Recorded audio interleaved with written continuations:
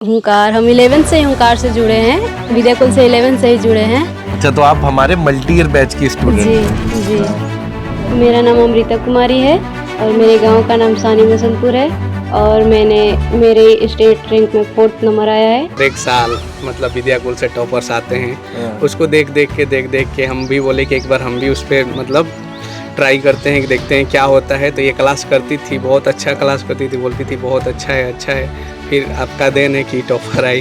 तो बच्चे की मेहनत है।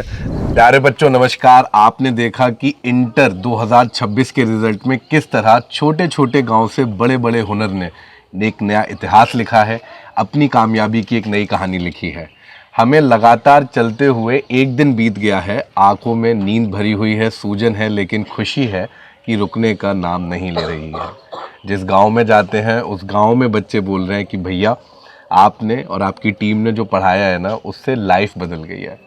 अब हमारे लिए ये तय करना मुश्किल हो रहा है कि हम स्टेट रैंकर्स के पास इंटरव्यू करने जाएं, डिस्ट्रिक्ट रैंकर्स के पास इंटरव्यू करने जाएं, या फिर उन 10,000 बच्चों के पास इंटरव्यू करने जाएं जो अपने रिजल्ट में 440 से 460 अंक ला चुके हैं। अच्छा, आज हम जिनसे मिलने जा रहे हैं ना, ये अमृता है, इनकी स्टेट रैंक 4 है और बहुत छोटे से गांव से आती हैं, सीवान से। और कमाल की बात यह है कि अपने गांव में मैंने इनके भैया से पता करा, जब वेरिफिकेशन में इनसे मिला था तब जानकारी हुई, इससे पहले अभी तक कोई भी रैंक नहीं बनी है। गांव की पहली रैंक है। आप मेरे साथ ना आसपास बच्चों को देखिए, ये वो बच्चे हैं जिनके पास अब सपने होंगे, कहानी होगी अपने दीदी के जैसे बनने की, अपने दीदी के जैसे रैंक लाने की। अच्छा ये बताओ, जब रिजल्ट आया कल, है ना, वेरिफिकेशन के अंदर सब कुछ अच्छा था, आप मिले, अब कल जब रिजल्ट आया तो किसने खोला सबसे पहले रिजल्ट? आप तो भैया बताए थे, रास्ते में बताए। कौन से वाले भैया बताए? पीछे। भैया को तो हमने बताया था, रिजल्ट कल हमने खोला था। हमको भैया बताए, हम घर पे नहीं थे। यूट्यूब पे अच्छा, लाइव देख रहे थे आप जी। तो मुझे लगता है हमने आप साइंस वाले का खोले, पहले साइंस के खोले, उसके बाद आर्ट्स वाले का खोले। लाइव देख रहे थे तो फिर माँ फोन की कि सर फोन किए थे, ऐसा बता रहे थे, तो फिर हमने आंटी को कॉल करा। ये तो गई हुई थी कलश यात्रा में, गांव में भागवत चल रही है। जी कलश यात्रा में थी। अच्छा, तो जब कलश यात्रा से लौटे पता चली कि स्टेट रैंक 4 लगी है, कैसा अनुभव हुआ? बहुत ही अच्छा लगा। बहुत ही अच्छा लगा। क्या क्या अच्छा लगा? कैसे ये रैंक बनाई जाती है? अपना कुछ अनुभव साझा करना चाहोगे? जी, बताइए। इसमें मतलब मेहनत तो टीचर के साथ साथ हम भी किए थे। टीचर भी बहुत ज़्यादा मेहनत किए थे। बहुत 12-12, 14-14 घंटे, 20-20 घंटे, 24 घंटे तक क्लास लिए हैं शुभम सर इंग्लिश की। तो सारे टीचर्स का मतलब हुंकार, हम 11th से हुंकार से जुड़े हैं, विद्याकुल से 11th से ही जुड़े हैं। अच्छा, तो आप हमारे मल्टी ईयर बैच की स्टूडेंट जी हो। जी। तो 11th में किसने दिलाया बैच? भैया ही दिलाए थे। भैया ने बैच दिलाया था। भैया ने कैसे दिलाया था बैच? जी सर, हम यूट्यूब पे देखते थे कि हर एक साल मतलब विद्याकुल से टॉपर्स आते हैं, उसको देख देख के हम भी बोले कि एक बार हम भी उस पर मतलब ट्राई करते हैं कि देखते हैं क्या होता है। तो ये क्लास करती थी, बहुत अच्छा क्लास करती थी, बोलती थी बहुत अच्छा है। फिर आपका देन है कि टॉपर आई। तो बच्चे की मेहनत है, लेकिन अब आपने जो भरोसा, लेकिन जब तक कोई अच्छा मार्गदर्शक नहीं होता है तब तक कोई बच्चा टॉपर नहीं बनता है। जी। तो जी इसमें इनके टीचर्स का भी बहुत बड़ा योगदान है, और सबसे बड़ा योगदान आपका है कि इतने बढ़िया फैकल्टी रखे हैं और जो इसको अच्छे से गाइड करते हैं। अच्छा, एक बात जाननी है, जो भरोसा आपने किया था अब से 2 वर्ष पहले, बच्चे को मल्टी ईयर बैच दिलाया, कितनी फीस रही होगी? शायद 7,000 के करीब थी सर। 7,000 रुपए की फीस आपने 2 साल पहले दी थी विद्याकुल को। आज वो फीस का रिटर्न आ गया है, आपको लग रहा है कि वो फीस कामयाब हुई है? जी सर, एकदम लग रहा है कि कामयाब हुई है। कामयाब हुई जी है। जी। अच्छा, ये बात बताओ बेटा कि कितने घंटे, बहुत सारे बच्चों का ना सवाल होता है कि कितने घंटे पढ़ा जाए, कैसे पढ़ा जाए, कैसे टॉपर बना जाए। तो कितने घंटे पढ़ने से टॉपर बना जा सकता है, ऐसा कुछ आइडिया है? घंटे देखकर तो हम पढ़ाई नहीं करते थे। अच्छा, घंटे देखकर पढ़ाई नहीं करते थे। ठीक है, कैसे पढ़ाई करते थे? दिनचर्या कैसी होती थी?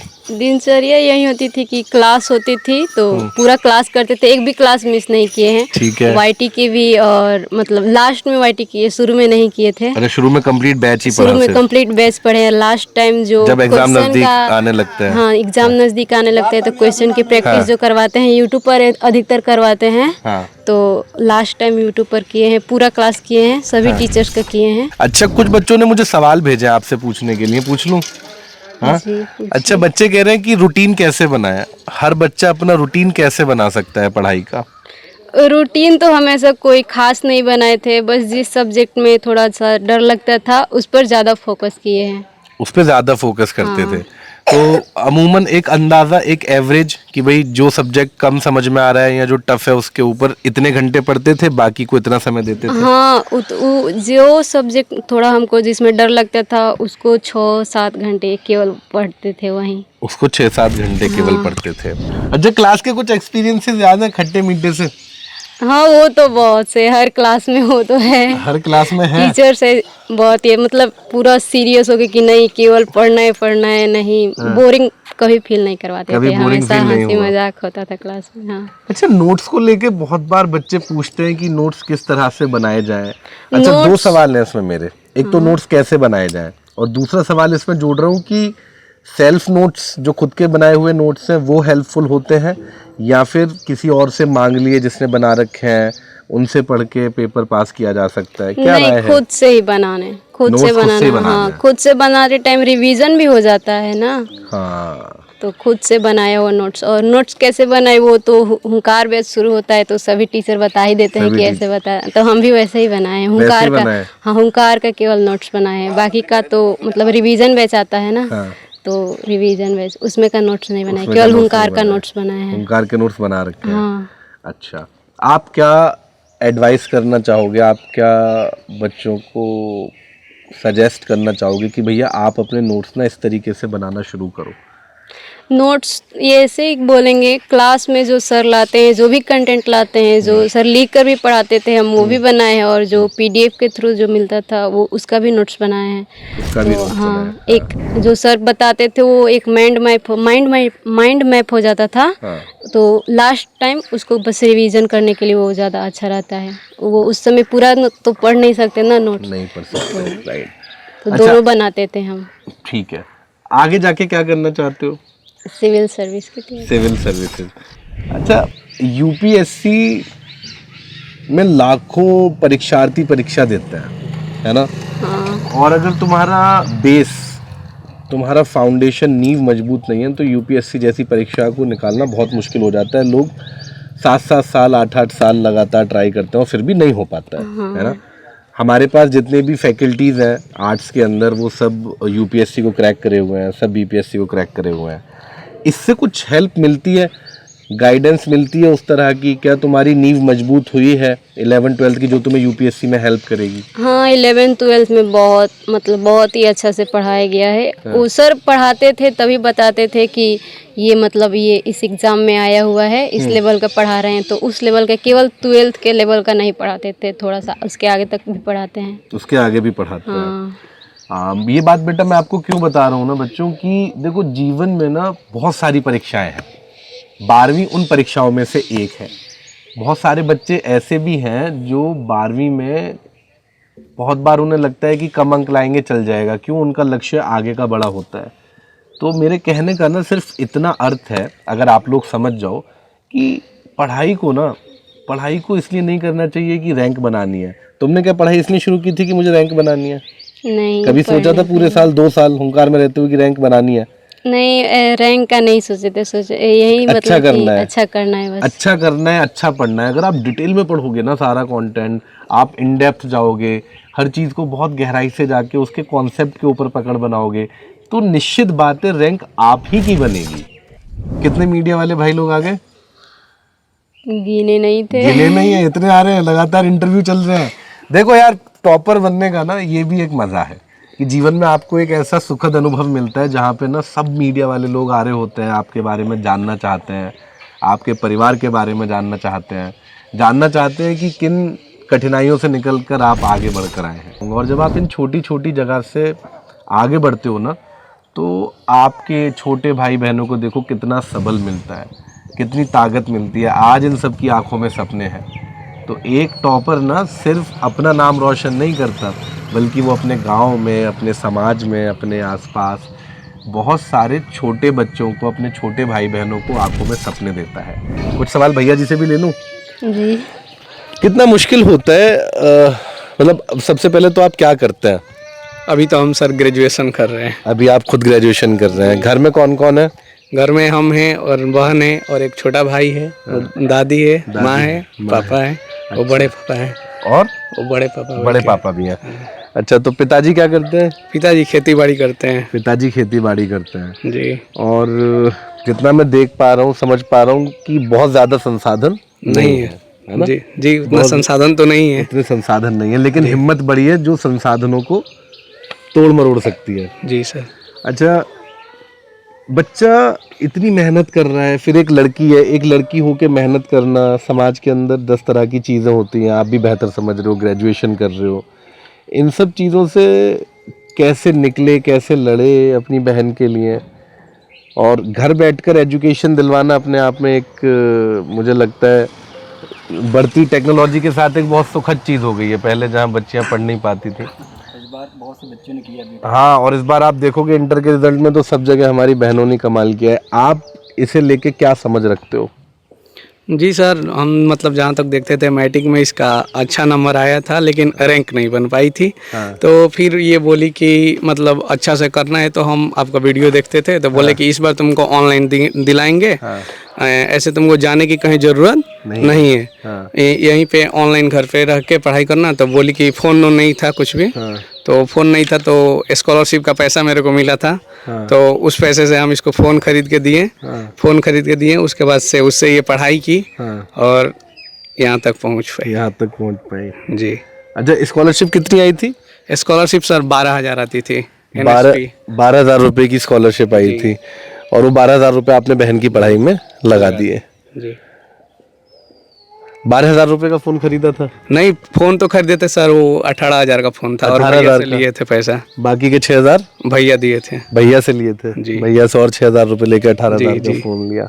जी। अच्छा, कभी ये डर नहीं लगा कि फोन के ऊपर माता पिताओं को, भाई बहनों को डर होता है, हमारी भी बहन है सब, कि फोन है हाथ में, कहीं कुछ गलत ना हो जाए, इधर ना हो जाए, कभी ये डर बना रहा? डर तो हमेशा सर सब किसी को बना रहता है, लेकिन हम हमेशा आके फोन चेक भी कर देते, देखते भी थे कि क्या देख रही है क्या नहीं देख रही है। इसलिए फोन में नहीं सर यूट्यूब था, नहीं फेसबुक था, नहीं इंस्टा, कोई सोशल मीडिया का ऐप नहीं था, अभी तक नहीं है उस फोन में। बस सिर्फ विद्याकुल का ऐप था। बोले कि बस पढ़ना है तो बस इसी से पढ़ो, दूसरा कुछ चलाना ही नहीं है। भाई यार, ये मैं इसके लिए सलाह करते थे सर, इसके लिए हम डेली चेक भी करते थे, क्या पढ़ियो, पूछते भी थे कि आज क्या पढ़ियो बताओ, आज कौन कौन सा क्लास चला, डेली पूछते थे कि कौन सा क्लास चला, कैसा गया, सब बताती थी। नोट्स बनाई कि नहीं, तो सब बताती थी कि नोट्स बना रहे हैं। तो बोले रिवीजन करती हो ना, तो बोलती हाँ रिवीजन भी करते। जी। मेरी आप सबको एक सलाह है, अगर बड़े भाई बहन या माता पिता तक मेरी ये वीडियो पहुंच पा रही है और नहीं पहुंच पा रही है तो आप लोग पहुंचाइएगा कि फ़ोन एक अच्छी चीज़ है, लेकिन उसके इस्तेमाल के ऊपर ये डिपेंड करता है या उसके इस्तेमाल से तय होता है कि वो आपके जीवन में बदलाव लाएगा, सकारात्मक या नकारात्मक रूप से विनाश लाएगा। ठीक है, इनके परिवार में ये तय किया इनके भैया ने कि फ़ोन के अंदर ना इंस्टाग्राम था, ना फेसबुक थी, ना स्नैपचैट थी और जितनी भी एप्लीकेशंस हैं। तो मैं चाहूँगा कि आप भी अपने भाइयों को, बहनों को ये बात समझाएं कि वो अपने फ़ोन से बाकी सारे डिस्ट्रैक्शंस को डिलीट कर दें। इससे उनके दिमाग में बहुत सारी परेशानियां और विकार उत्पन्न हो रहे हैं जो कि नहीं होने चाहिए। इंस्टाग्राम वगैरह सब डिलीट कर दो भैया। जो लोग इस वर्ष इंटर की तैयारी कर रहे हैं या मैट्रिक की तैयारी कर रहे हैं, जीवन में बहुत बदलाव आ जाएगा। अच्छा, एक लास्ट मैसेज क्या देना चाहोगे उन सारे स्टूडेंट्स को जो इस वर्ष 2027 में बोर्ड की परीक्षा देने वाले हैं? यही कि अच्छे से तैयारी कीजिए, आपका भी रिजल्ट बहुत ही अच्छा आएगा। और टीचर तो मेहनत कर ही रहे हैं, टीचर और भी मेहनत हमारे कर ही कुछ रहे हैं। मेहनत की ज़रूरत है बस। अच्छा, आपके मेहनत की आवश्यकता है, टीचर मेहनत कर रहे हैं और आप लोग एक चीज़ से बचिएगा। देखिए, जहाँ पे फीस थोड़ी सी आपको लगता है, लेकिन आपके हिसाब से आपको ज़्यादा लग रही है, हम तो अफोर्डेबल ही मानते हैं और अफोर्डेबल है बेटा। ठीक है, आपके भविष्य को बनाने के लिए जिस कंटेंट की दरकार है, जिस कंटेंट की आपको ज़रूरत है वो सिर्फ़ और सिर्फ हुंकार में मिलेगा, ठीक है। और ये इस वर्ष इंटर के बच्चों ने दिखा दिया है, रिजल्ट ने तय कर दिया है। तो समस्त बिहार भरेगा हुंकार। भरेगा हुंकार। आप सभी का इस इंटरव्यू को देखने के लिए बहुत बहुत धन्यवाद। लगभग अगले 8-9 दिन हम लोग अपने बच्चों से मिलते रहेंगे, छात्रों से मिलते रहेंगे। कमेंट सेक्शन में बताइएगा कि आपका तो कोई सवाल नहीं है जो आप चाहते हैं कि हम टॉपर से पूछें और आपको जवाब मिले। तो इंतज़ार रहेगा, तब तक के लिए खुश रहिए। एक बार फिर इंटर का इतना बड़ा रिजल्ट देने के लिए बहुत बहुत धन्यवाद। Thank you so much. और विद्याकुल के ऊपर ये आपका ट्रस्ट, ये आपका प्यार यूं ही बना रहे, ठीक है। हम लोग फिर उठाते हैं गाड़ी, पहुंचते हैं अपने अगले रैंकर के यहाँ, अपने अगले टॉपर के यहाँ। तब तक इंतज़ार कीजिएगा हमारा, क्योंकि बहुत सारी कहानियाँ आपके लिए आ रही हैं इसी चैनल पर। Thank you so much, bye bye.